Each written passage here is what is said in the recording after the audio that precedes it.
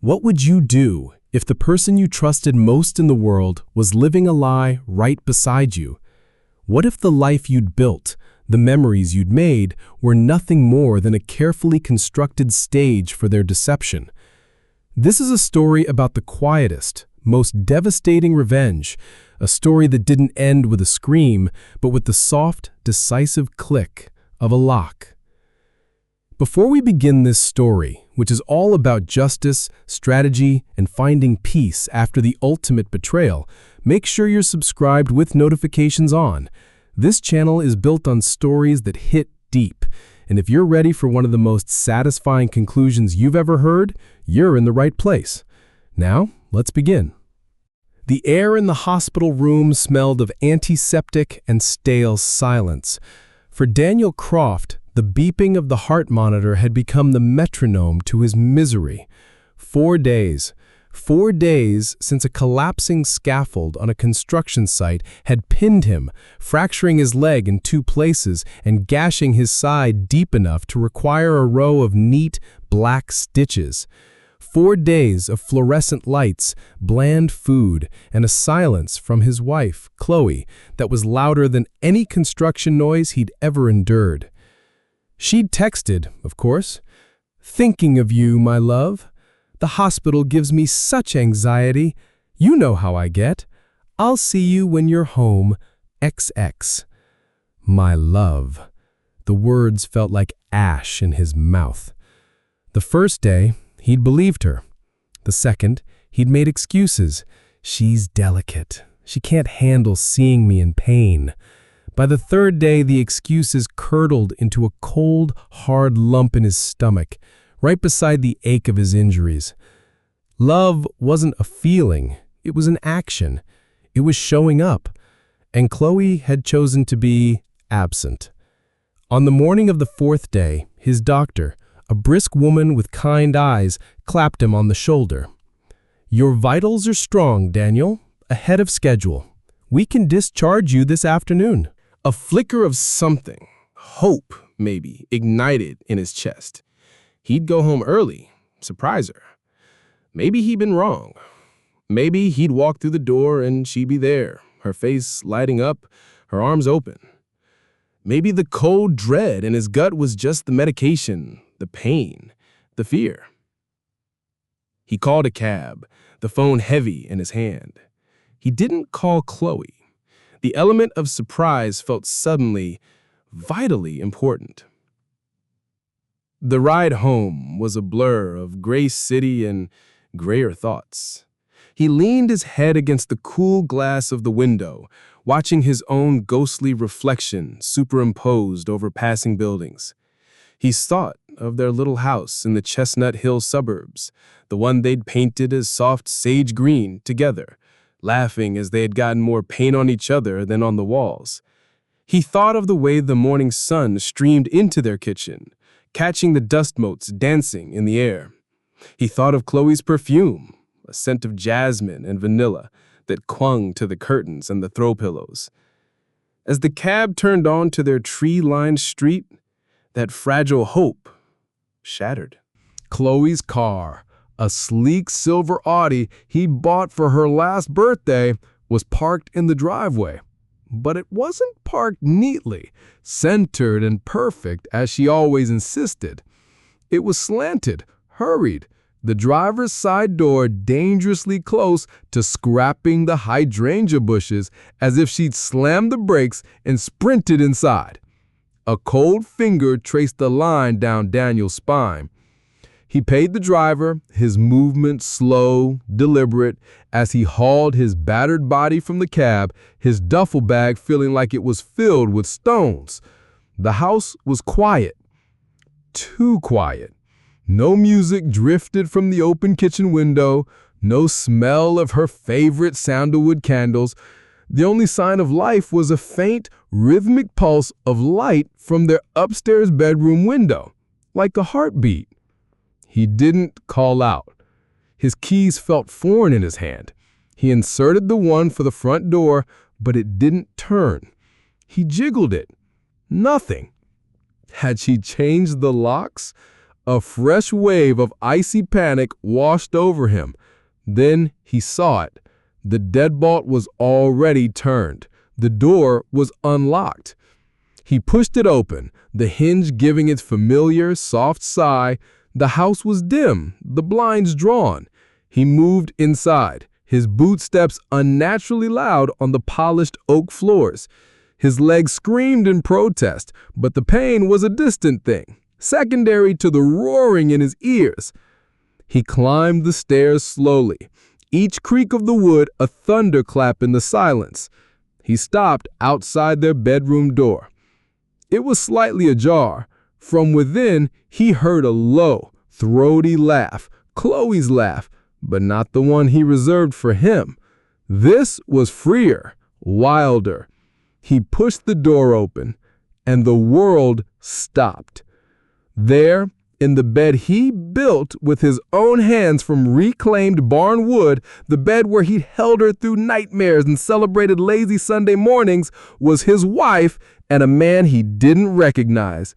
They were tangled in the seats, the man's back to the door, Chloe's face buried in his neck, her eyes closed in ecstasy.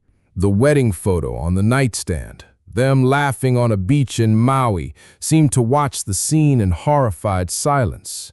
Daniel didn't move. He didn't breathe. The pain in his leg, the ache in his side vanished, replaced by a hollow, cavernous emptiness that started in the center of his chest and spread outwards, sucking all the sound, the light, the air from the room. They were too lost in each other to notice him. 10 seconds, 20, an eternity. Then, with a calm that felt superhuman, Daniel stepped back. He didn't slam the door. He didn't yell. He simply retreated, descending the stairs with the focused precision of a soldier exiting a minefield. The cab was still idling at the curb, the driver looking at his phone. He glanced up surprised as Daniel opened the rear door and slid back in. "Forget something, pal?" Daniel's voice was a low, gravelly thing he barely recognized. "Drive. Just drive."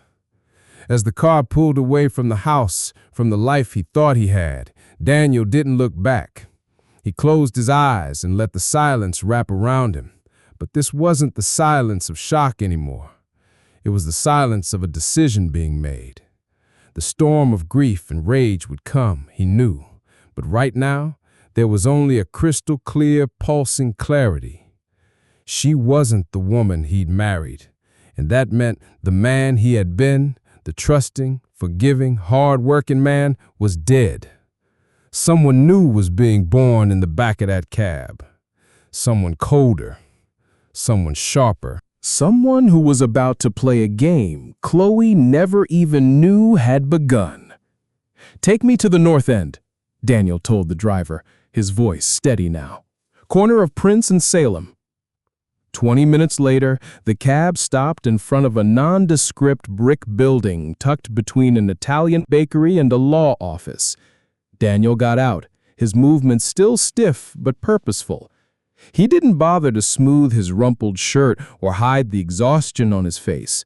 Appearances no longer mattered, only outcomes. He took the stairs to the second floor, ignoring the elevator, and pushed open a door with a frosted glass window that read Moretti and Associates. A young receptionist looked up, but Daniel was already striding past her towards the corner office. He opened the door without knocking. Marco Moretti, his oldest friend, a man he'd known since they were kids stealing apples from Old Man Henderson's orchard, looked up from a sprawling contract, his expression shifting from annoyance to shock. "Danny? What the hell? You look like death warmed over. Shouldn't you be in the hospital?" Plans changed. Daniel sank into the leather chair opposite Marco's desk, dropping his duffel bag on the floor with a thud. He didn't speak. He simply reached into the bag and pulled out a thick, well-worn manila envelope. He placed it on Marco's desk with the finality that made the glass top vibrate. Marco's eyes narrowed. "Danny, what is this?" "Chloe," Daniel said, his voice flat. devoid of all emotion. I walked in on her today, in our bed, with some guy. I didn't get his name. I didn't need to. Marco's face went through a rapid series of emotions: disbelief, anger, and finally a hardened, professional resolve. He reached for the envelope, pulling out its contents. It wasn't just a few documents. It was a dossier, page after page of bank statements, property deeds, notarized trust agreements, business incorporation papers, screenshots of text messages, and financial records dating back months. Marco scanned the first few pages, his eyebrows climbing towards his hairline. He looked up, his eyes wide with a mixture of horror and awe. "Danny, you moved everything. The house, it's in the trust's name. The business accounts, you rerouted all the deposits last quarter. The savings, consolidated and locked. She has no idea, does she?" Daniel shook his head once, a sharp, mechanical motion. She never bothered to look. She was too busy spending the money, enjoying the illusion of control. I gave her that illusion. For the first time since he'd walked into that bedroom, Daniel allowed a sliver of emotion to show. Not hurt, not anger, but the cold, calculated satisfaction of a master architect seeing his blueprints come to life. He had spent the last 8 months, ever since a stray comment from a bank teller had sparked his suspicion, quietly, meticulously dismantling the life they had built together. He transferred assets, restructured his construction business, and created a labyrinth of legal entities, all while Chloe, obsessed with her social media presence and her yoga classes, had been oblivious. "She's been siphoning money from the joint account for months," Daniel continued, tapping a specific bank statement. "See those transfers? Self-care retreat, interior design consultant. Half of it went to her, the other half probably to him. But she got sloppy. Some of that money came from the workers' comp settlement after the accident. That's insurance fraud, Marco." Marco let out a low whistle. "You're not just going for a divorce, man. You're going for the throat." "No," Daniel said, his eyes like chips of flint. "I'm not destroying anything. I'm just reclaiming what's always been mine. She made her choice the moment she let that man into my house, into my bed. I'm just making sure she lives with the consequences of that choice." He leaned forward, his gaze intense. "I want the divorce papers filed today. Full documentation. I want her served before she even realizes the accounts are frozen. I want a temporary restraining order barring her from the house, from my business, from me. And I want you to flag every cent of that misappropriated settlement money for the insurance investigators." Marco picked up his phone, a grim smile on his face. "Give me 2 hours." Daniel stood. "I'll be back. Keep it quiet." He left the office, stepping back out into the afternoon sun. He didn't feel like a convalescing patient anymore. He felt like a general who had just deployed his first, most decisive battalion. The war was just beginning. Daniel didn't go to a hotel. He went to his older sister's apartment across town. Sarah opened the door, took one look at his face, and pulled him into a wordless hug. She didn't ask questions. She just put the kettle on. In the quiet safety of her kitchen, surrounded by the smell of baked bread and the gentle hum of her refrigerator, Daniel made his first call. The locksmith arrived at his house within the hour. Every lock on every door was replaced. The garage door code was reprogrammed. The home security system, which Chloe had insisted on getting but never learned to properly use, was reset. Her code, her mother's birthday, was erased from existence. Daniel called the security company himself and had her listed as an unauthorized occupant. No alerts would be sent to her phone, no warnings, just silent, impenetrable security. He moved through the house like a ghost, collecting spare keys from drawers, retrieving the hidden key from under the false rock in the garden. He packed a single bag of his own clothes, his tools, his important documents. He left nothing of personal value behind. This wasn't a retreat, it was an evacuation. Next, the finances. One call to the bank. The joint account, which had held over $40,000 just that morning, was frozen. With Marco's electronic signature already in place, Daniel moved the entire balance into a new, private account he'd established months ago under the trust. The banker, an efficient woman named Mrs. Evans, asked no prying questions. The secondary cardholder has been making rather large purchases today, Mr. Croft, she mentioned delicately. I'm aware, Daniel said, his voice calm. She'll be trying to make a larger one very soon. It won't go through. His final call was to the luxury car dealership. Chloe's BMW was leased in his company's name. He'd personally guaranteed it. With a 5-minute conversation and a scanned copy of his driver's license, he invoked the early return clause, a clause he'd insisted on, and a tow truck was dispatched to repossess the vehicle from his driveway. By early evening, standing in the shadows of the oak tree across the street from his own home, Daniel watched the first act of his play unfold. Chloe's BMW pulled up. She was laughing, her head thrown back, her hand resting on the arm of a tall, blond man in a pretentious tweed jacket. The man from the bed. Evan. Daniel now knew his name. Evan Carlisle, a tenured literature professor at the local college where Chloe occasionally taught a spin class. They looked smug, relaxed, wrapped in the afterglow of their afternoon. Chloe fumbled in her purse for her keys, still laughing at something Evan said. She inserted the key into the front door lock. It didn't turn. The laughter died on her lips. She tried again, jiggling it furiously. Nothing. Confusion twisted her beautiful features into something ugly. Evan stepped forward, pulling a key of his own from his pocket, a key she had given him. It was equally useless. Daniel? Chloe's voice, shrill and uncertain, cut through the quiet street. Daniel, this isn't funny.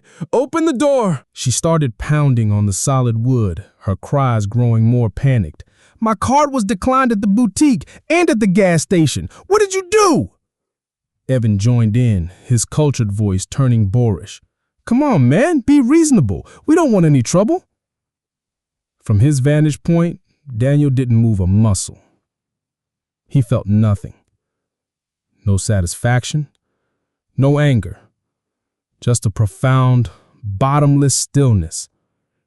He watched as Chloe's anger turned to desperation as her fists pounded against the unyielding door. He watched as Evan pulled out his phone, his face illuminated by the screen, no doubt trying to call an Uber, only to find his own premium account had been mysteriously deactivated. Daniel turned and walked away, melting into the gathering dusk. The first domino had fallen. The others would follow, in perfect, devastating sequence. The next morning, Daniel sat at Sarah's kitchen table, the dawn light painting the room in soft pastels. His phone lit up like a Christmas tree on the counter, missed call after missed call from Chloe. Voicemails piled up, text messages ranging from furious accusations to desperate pleas. Please, Daniel, we need to talk. This is a misunderstanding. I love you. He deleted them all without reading or listening. He already knew the script. Instead, he opened his laptop, logging into the secure portal Marco had set up. The machinery of justice was already in motion. The divorce petition had been filed. The temporary restraining order, supported by a sworn affidavit detailing the adultery and the financial malfeasance, was granted by a judge at 8 a.m. 8:02.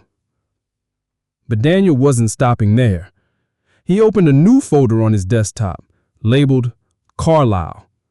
With a few clicks, he accessed the home security system's cloud backup. He hadn't just reviewed the footage from the hallway camera that captured their entrance. He'd reviewed all of it for months. He had time-stamped clips of Evan's car pulling into the driveway on afternoons when Daniel was supposed to be on a job site. He had audio recordings triggered by the motion-activated indoor cameras of their conversations, their laughter, their crude jokes about the dumb construction worker husband who was too busy swinging a hammer to notice his wife was unhappy. He had more, so much more. He drafted a cold, precise, and thoroughly documented email. The recipients, the dean of faculty, the head of human resources, and the Title IX office at Evan Carlisle's University. The subject, formal complaint regarding Professor Evan Carlisle and staff member Chloe Croft. The body of the email was a masterpiece of clinical destruction. It outlined, with attached evidence, how Professor Carlisle had engaged in an inappropriate relationship with the university employee. It noted the times, during work hours, when Chloe's staff keycard had been used to access the faculty wing where Carlisle's office was located. It included receipts, paid for from the joint account Daniel was now freezing for lunches at expensive restaurants near campus, all occurring during the university's operating hours. The implication was nuclear. A professor and a staff member were not only having an affair, but were doing so on university time, potentially misusing university resources.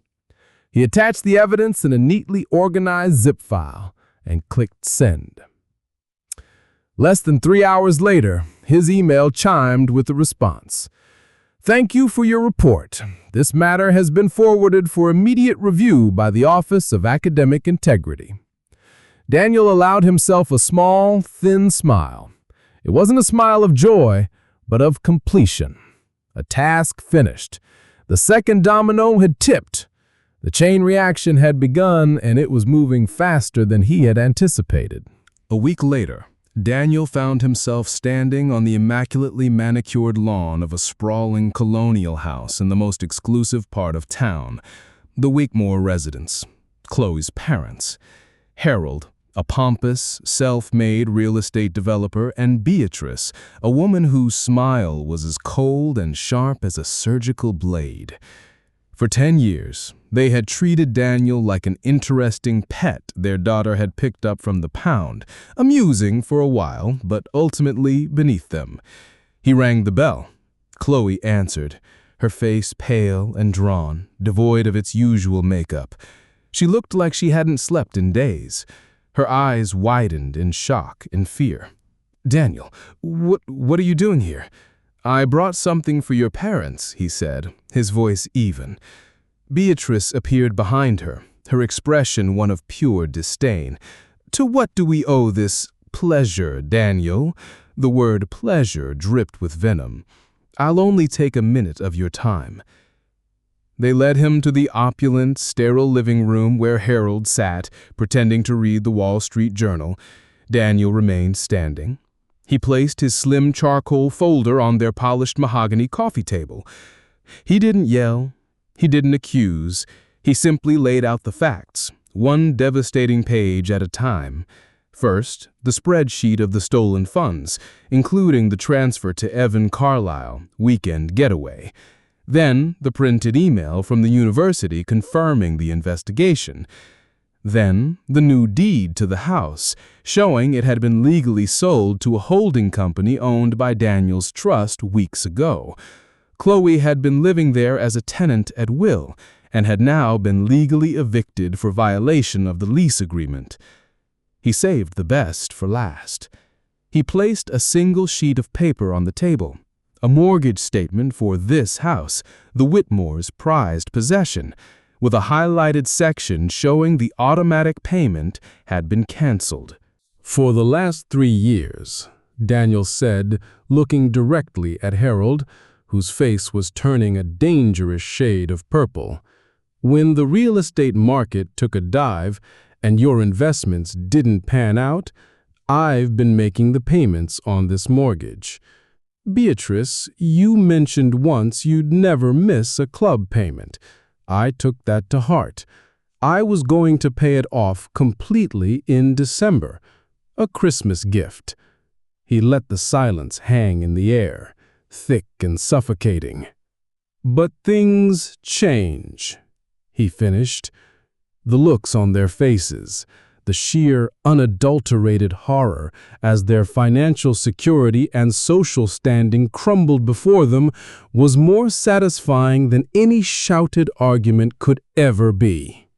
"You'll be hearing from my lawyer," Chloe finally screeched, her voice breaking. "Good.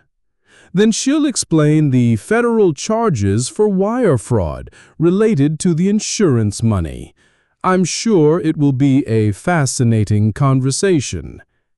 He turned and walked out, closing the door softly on the sound of Beatrice sobbing, Harold sputtering, and Chloe wailing in utter, complete devastation. It wasn't revenge. It was accountability, and it was served not with rage, but with the quiet, undeniable force of the truth. The fallout was swift and merciless. Evan Carlisle was suspended, then quietly dismissed after the university's investigation concluded. His tenure was revoked. The academic scandal made the local news, and his career was ashes. Chloe was evicted from the house. Deputies changed the locks again as neighbors watched from behind curtains. She moved back home, only to find her parents' house in foreclosure. The money Daniel had been providing was gone, and Harold's shaky financial empire collapsed without its secret pillar of support. Daniel learned through Marco that Chloe had taken a job as a receptionist at a chain gym. The poetic justice was not lost on him. She tried to fight back the only way she knew how, on social media. She posted vague, tearful selfies, claiming emotional abuse, painting herself as the victim of a cruel and controlling husband. For a few days, she bathed in a wave of sympathetic comments and heart emojis, until a single comment appeared under her most viral post from an anonymous account. "Is the part where you cheated on your husband while he was in the hospital after a near-fatal accident part of your healing journey? Just curious." The tide of support turned overnight. The truth, once released, has a gravity all its own. Her digital life crumbled into dust. Through it all, Daniel never said a word. He never gave an interview. He never gloated. He focused on his healing, both physical and mental. He poured himself into his work, and with Marco's help, he took the restitution money Chloe was court-ordered to pay, every cent of the misappropriated funds, and used it as seed money to start a foundation. The Croft Foundation provided financial literacy workshops and emergency housing support for blue-collar workers and tradesmen who found themselves in financial crisis after an injury. He turned his pain into a purpose. He took the ashes of his old life and used them to fertilize something new, something strong, something that helped others. 1 year later, Daniel stood on the porch of a small, rustic cabin he'd bought on a lake an hour north of the city. The air was clean and smelled of pine and water. The only sounds were the loons calling and the gentle lap of waves against the dock. He was at peace. He'd heard through the grapevine that Chloe had moved to another state, that she was working some low-paying job, that the shine had well and truly worn off. He felt nothing. No hatred, no residual love, just nothing. And in that nothingness, he found a profound freedom. He had learned the most powerful lesson of all, that closure isn't something someone gives you. It's not an apology. It's not revenge, no matter how perfectly executed. Closure is a choice you make for yourself. It's the decision to stop living in the house of someone else's betrayal, to stop letting their ghost haunt your halls. It's choosing to walk away, not with anger, but with the quiet, unshakable knowledge that your peace is more valuable than their presence. He didn't forgive her for her sake. He released her for his own. He cut the chain that bound them, not with a bolt of lightning, but with the slow, steady, relentless pressure of truth and dignity. The man who had been broken in that hospital room was gone. In his place was a man who had been reforged in silence, hardened by strategy, and healed by purpose. He had won not by burning her world down, but by simply refusing to let her live in his any longer. This story shows us that the most powerful response to betrayal isn't always a loud explosion. Sometimes it's a quiet, strategic, and unwavering reclamation of your own life. What's the most surprising or satisfying way you've seen someone handle a betrayal or life-changing injustice? Let's talk about it in the comments below. And if this story resonated with you, share it with someone who needs to hear that there's always a way through the pain. Thanks for watching.